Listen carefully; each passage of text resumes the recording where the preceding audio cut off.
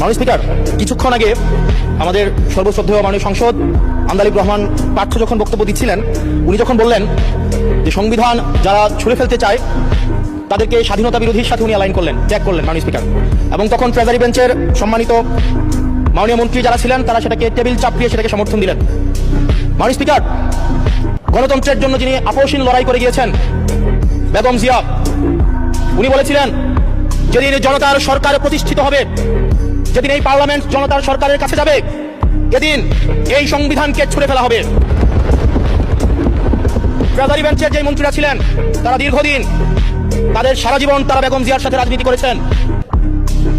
এই সংবিধান ছুঁড়ে ফেলার সাথে স্বাধীনতা যুদ্ধাপরাধীর অ্যালাইন করার যেটার হাততালি তারা দিয়েছেন, সেটির মধ্য দিয়ে বেগম জিয়াকে তারা মূলত অপমান করেছেন কিনা তারা সেটা ভেবে দেখবেন। মাননীয় স্পিকার, আমি বক্তব্য দেওয়ার জন্য অনেক কিছু রেডি করে নিয়ে এসেছিলাম।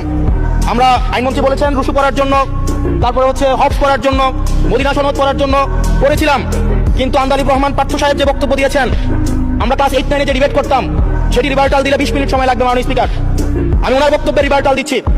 উনি বলেছেন যে আমি কোর্ট করছি, উনি বলেছেন 72-এর সংবিধানের কিছু কিছু বিষয়কে ওনারা সম্মান দিয়েছেন। তার মানে কিছু কিছু বিষয়কে ওনারা সম্মান দেয় নাই।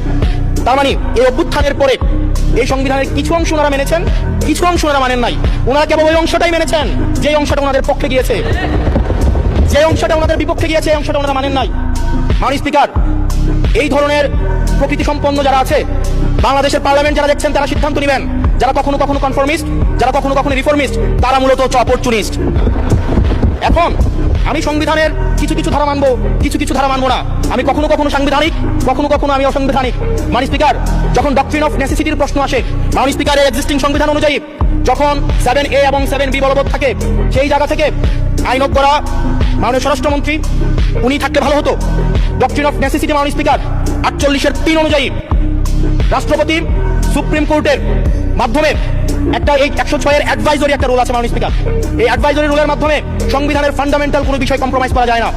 মাননীয় স্পিকার, যদি আমি এই সংবিধান মানি তাহলে এই অন্তর্বর্তীকালীন সরকারের বৈধতা প্রশ্নবিদ্ধ হয়। মাননীয় স্পিকার, মাননীয় স্পিকার, যদি এই সংবিধানকে আমি ধারণ করতে চাই, মেনে চলতে চাই, সেদিন 64 বিধি অনুযায়ী অ্যাটর্নি জেনারেল নিয়োগ দেওয়া হয়েছিল 6 আগস্ট। মাননীয় স্পিকার, এই সংসদে প্রশ্ন রাখতে চাই, তৎকালীন বর্তমান রাষ্ট্রপতি চুপ্পু, তখন বলা হয়েছে অ্যাটর্নি জেনারেল নিয়োগ দেওয়ার ক্ষেত্রে প্রধানমন্ত্রীর সাথে আলোচনা করতে হবে। সেদিন কোন প্রধানমন্ত্রীর সাথে আলোচনা করা হয়েছিল সেটা আমাদেরকে অ্যাটর্নি জেনারেল জানাবেন।